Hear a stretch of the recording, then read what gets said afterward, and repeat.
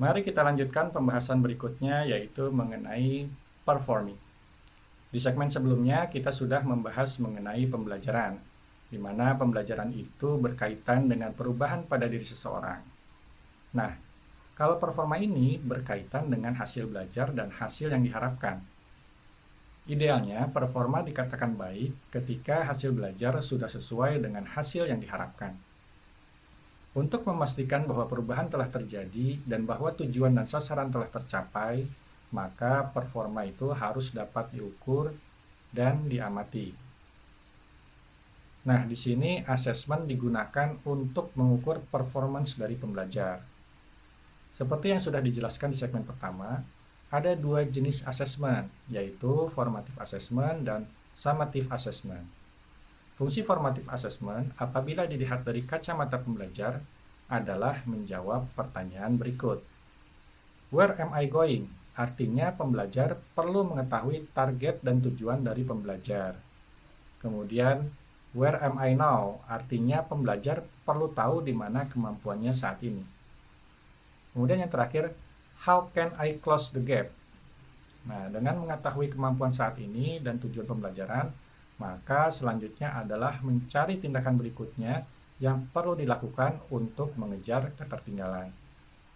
Dalam menjawab pertanyaan tadi, maka yang perlu dilakukan oleh pengajar adalah yang pertama, berikan pembelajar visi yang jelas tentang target pembelajaran sehingga pembelajar tahu apa yang dituju.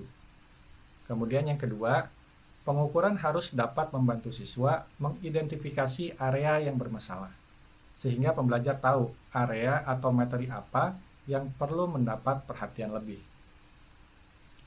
Kemudian, berikan feedback yang tepat waktu dan informatif, sehingga pembelajar dapat cepat mengetahui tindakan selanjutnya yang perlu dilakukan dalam mengurangi ketertinggalan. Nah, setelah itu kemudian baru di akhir pembelajaran dilakukan summative assessment untuk membuktikan bahwa pembelajar sudah mencapai tujuan yang diharapkan. Kemudian kita beralih ke pengembangan keahlian.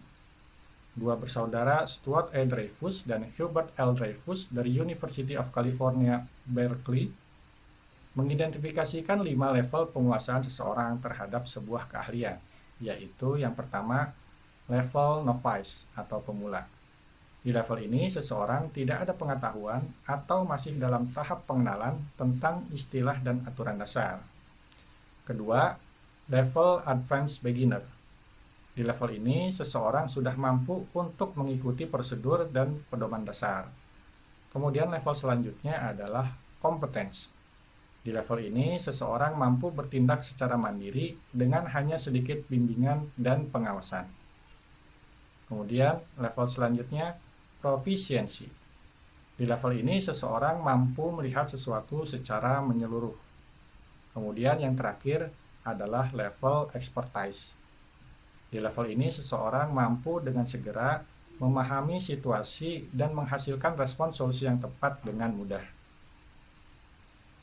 Kelima level ini akan membantu memfokuskan tingkat yang ditargetkan oleh program pendidikan.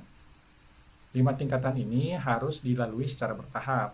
Artinya, pembelajar harus menyelesaikan tahap di bawahnya terlebih dahulu sebelum masuk ke tahapan selanjutnya.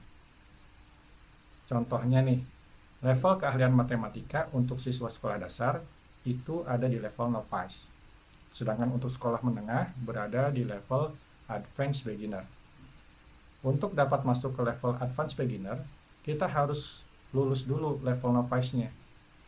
Nggak bisa dong dari TK tiba-tiba langsung masuk SMP, ya kan? Kenapa? Ya karena ada kompetensi yang harus dikuasai terlebih dahulu. Beberapa program pendidikan mengadakan summative assessment berupa ujian sertifikasi maupun ujian kesetaraan untuk menunjukkan bahwa kompetensi tersebut telah dicapai. Contohnya, sekarang untuk masuk SMP, kita tidak wajib untuk mengikuti pendidikan formal sekolah dasar. Tetapi kita tetap wajib mengikuti ujian kesetaraan paket A untuk membuktikan bahwa kompetensi kita sudah setara dengan lulusan SD. Baik, kita sudah sampai pada akhir dari materi ini. Semoga video ini bermanfaat. Mohon maaf jika ada kesalahan, dan sampai jumpa.